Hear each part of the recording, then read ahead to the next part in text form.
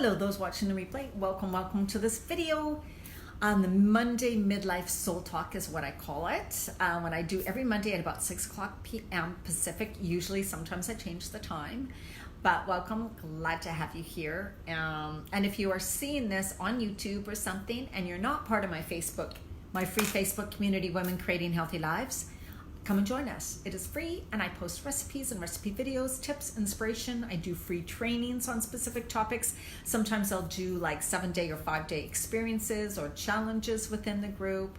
And you can also ask me questions about eating and living healthy and happy over 40 through the midlife change and beyond.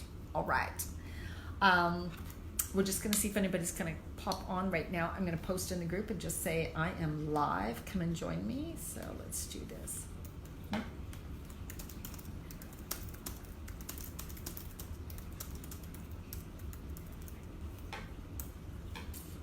Okay.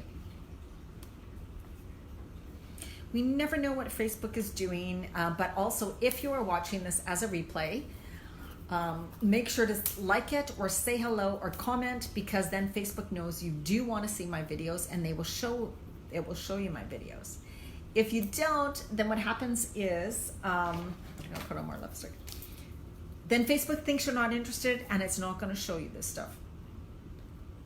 So if you wonder why you're seeing so many cat videos or whatever, it's most likely because you've watched those videos many times, you like them, and Facebook knows it.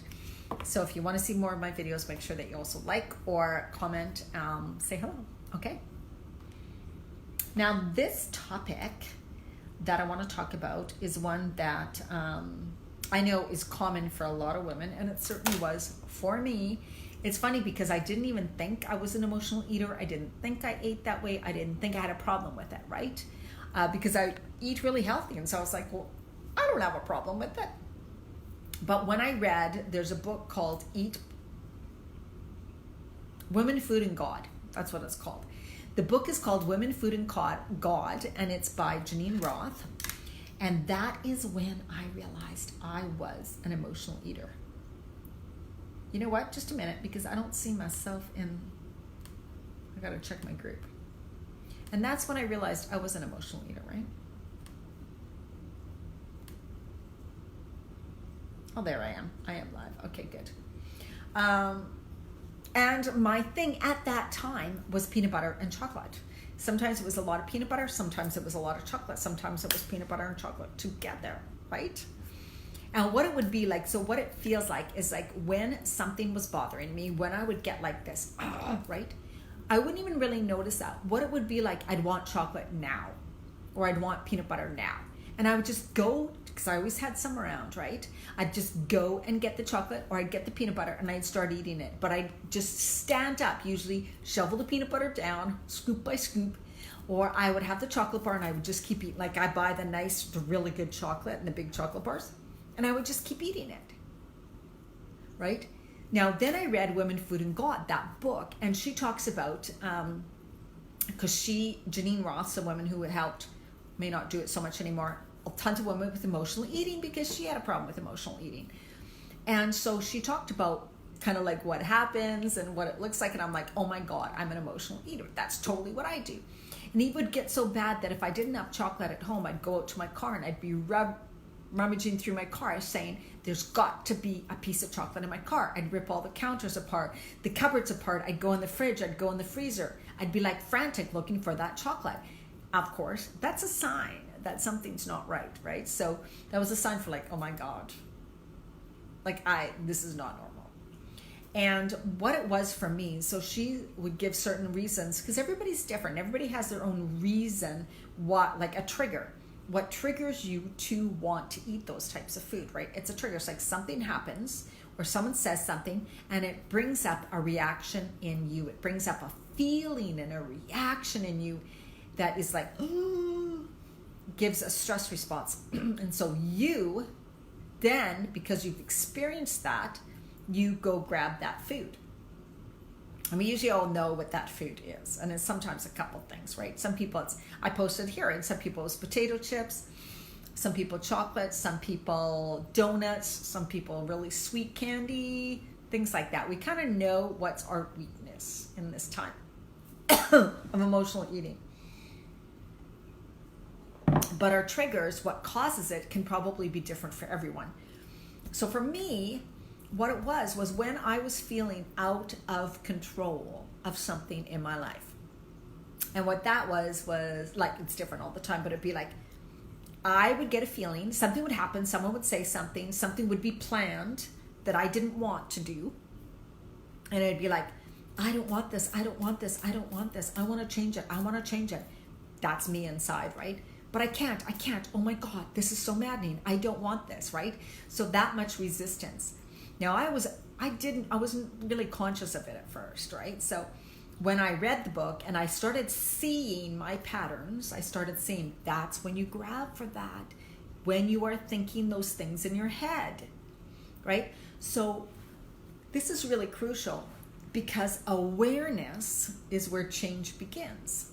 When you begin the awareness, when you go, oh my God, I feel, see, am sensing myself do this right now, right? So you're starting to live in a more conscious, awake, open part, right? They're like, oh my God, here I go, right? So I saw myself doing this. I was in the middle of it, and I didn't stop eating the chocolate. I would continue to eat the chocolate. But I would talk to myself. I'd go, okay, Diana, you're doing this. You're starting to like binge on chocolate or feel you need the chocolate. What's really going on? And, that's when I was like, I'm mad about this. Be like, what are you mad about? This is happening and I don't want it to. Or so-and-so said this and that makes me so mad. I can't control the situation. What's really what it came down to was something happened that I could not control. And that was every single time. So when I had that big aha, you get an emotional, you go like, oh my God, that's so true. Like you just know it. You're like, you're right. I'm mad because I can't control this. And so then you see that this shows up in so many areas of my life, right? When I feel I can't control, I grab this food or I say these things or I do these things. I react in this way. I shut down. I yell. I go for a drive. I go for a run. I eat, I binge eat, I eat cookies, whatever, right? Whatever sets it off. And usually you're not conscious of that. All you know is that it's a trigger that happens silently, boom, happens really fast, and that leads you right away to doing something or feeling something, okay? So the trigger happens, and it could be different every time because there's the one trigger inside that means something to us. And when someone says something, when a circumstance happens, when you do something, when you hear something, whatever sets it off, could be a whole bunch of things, that trigger goes off and you bang. Right away, it's like a reflex because your brain is neurologically patterned for that because you repeated it over and over and over and over and over again. And it's usually something that started when you were in childhood and that you don't often remember. This is the thing. I do not remember a lot of my childhood. I cannot remember my triggers. I may remember them later, what my mom said or what was done, but I can usually never remember them from when I was a child. And that's okay because you will get the awareness of what it means. You'll get the awareness of like, when someone says that, it triggers this within me. And then what you could ask yourself is that, what does that mean about me?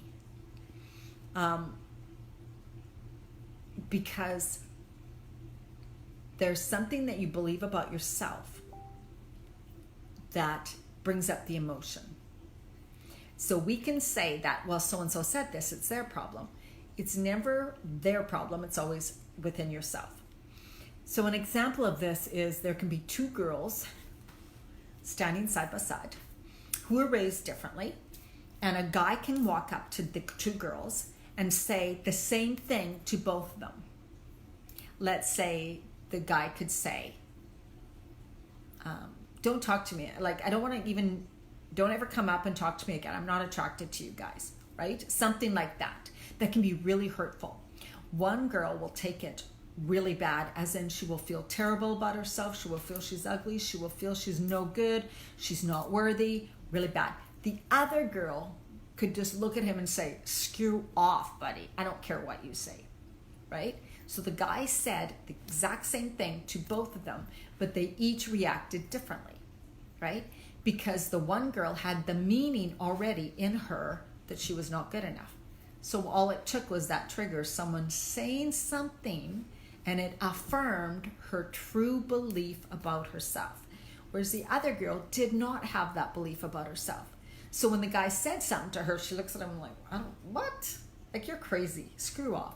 Because there was nothing within her that she could relate to with that, right?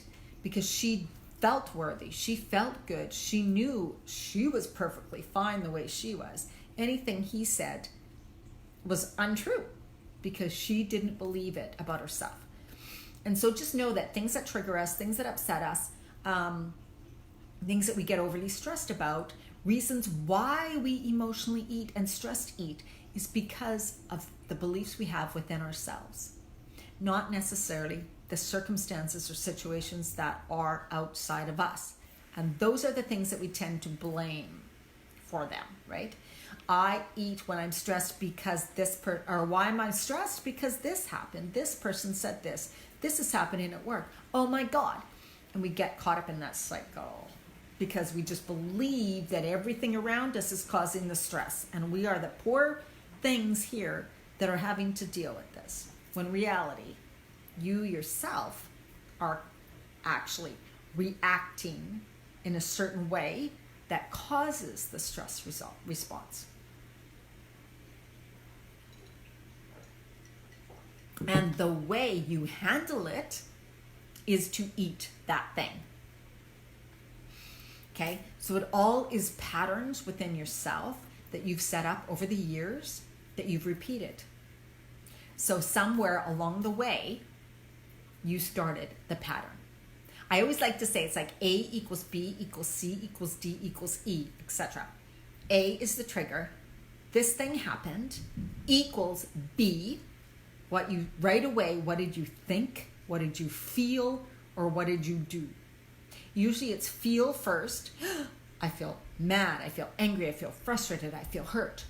Then equals C, and C is often an action. I yelled. I got mad. I cried.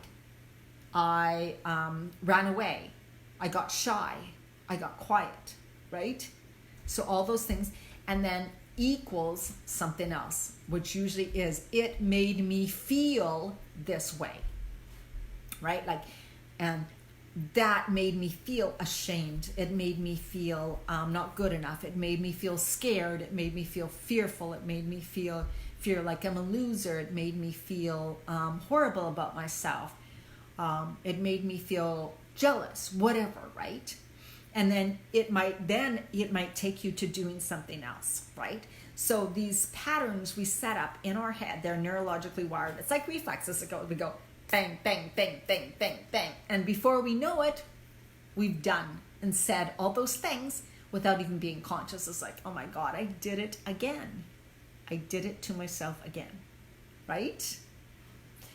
So that is really what the emotional eating and stress eating is about. And hi, somebody who just popped on.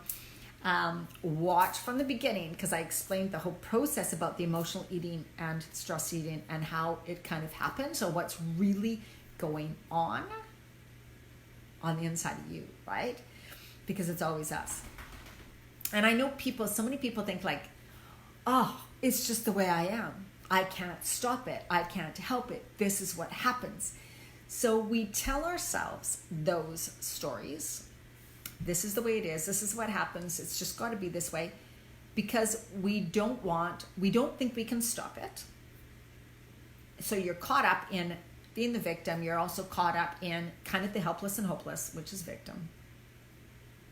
Like, I can't change it, This is just the way it is. Or I wish. So what I'll have is I'll have women who will say, I wish I didn't do this. Oh, if only I didn't do this. Or, a lot of the responses for people who do emotionally eat or stress eat they hold on to it like, well, this is just what happens. I just can't stop. I can't stop myself. I can't help it. There's no way I can stop. I can't. It's like this panic, right? Because what I want you to think about is that stress eating and emotional eating, it helps you calm the stress within your body.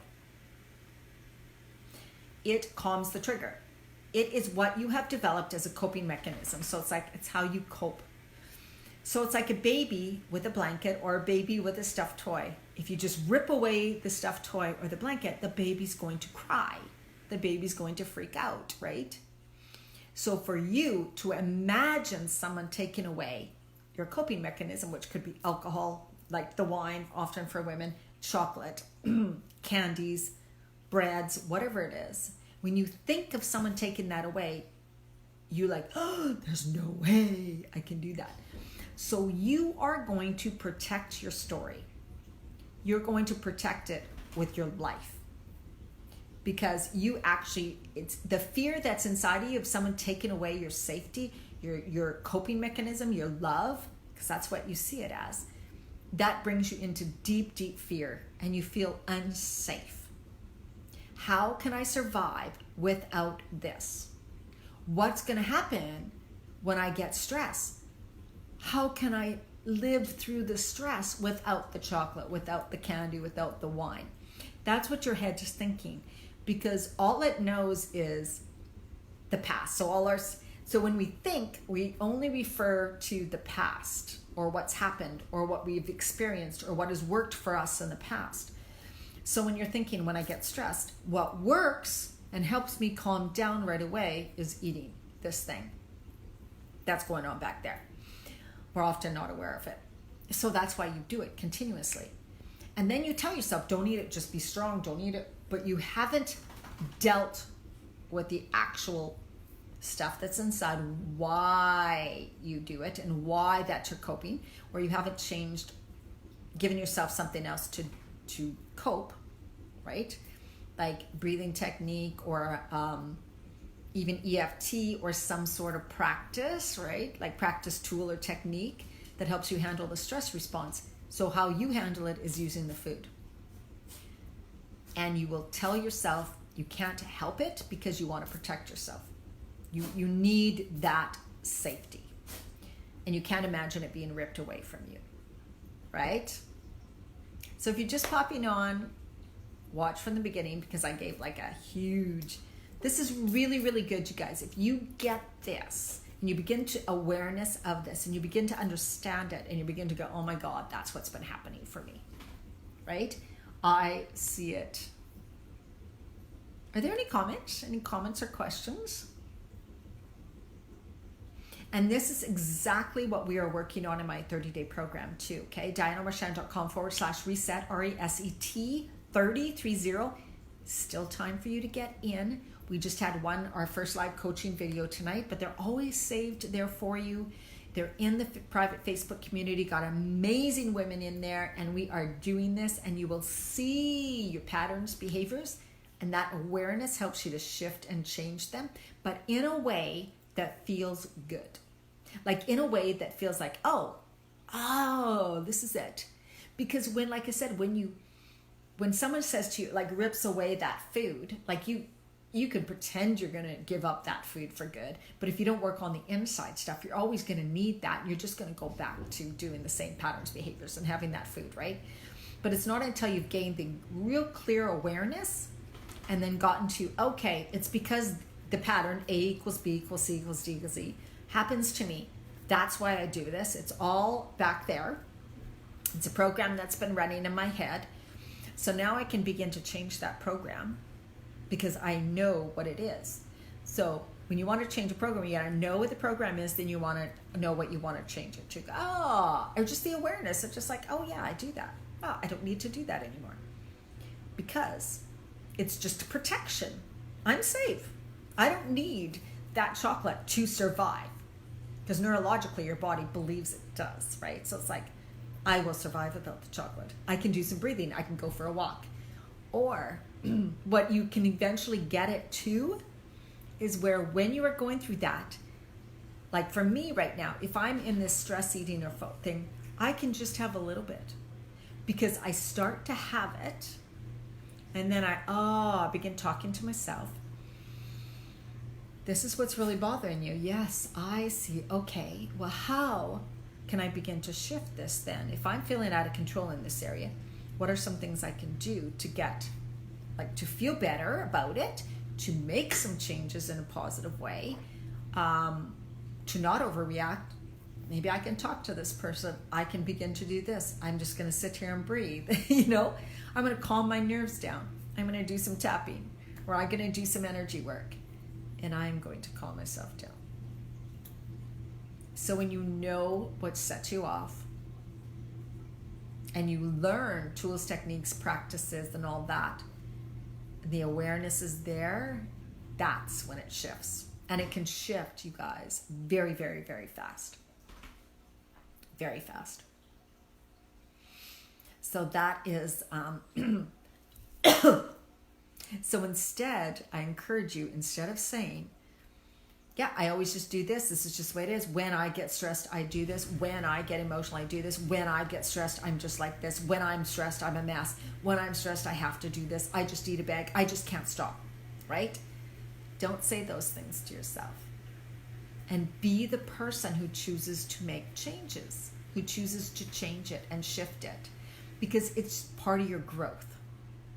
We're here on this planet. We have certain challenges. They are here for our growth. We get to learn how to work through them. We get to learn how to navigate through life. That is what we are here for. We're not here for it to get stuck in a pattern forever, right? It shows up. We gain the awareness of it. We learn. You can learn from me. You can learn from someone else. You might find a video that makes sense to you, and you grow from it. They are always lessons for you to learn and to grow, and experiences for you to feel and to have, so that you get to work through them. All right? DianaMarchand.com/reset, RESET 330.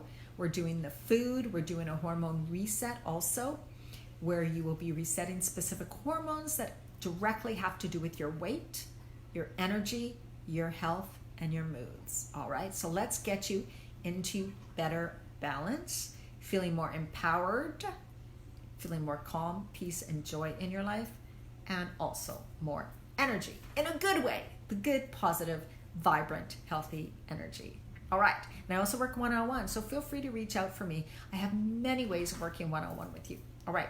Hope you enjoyed this video. I'd love to hear your thoughts below. Bye-bye.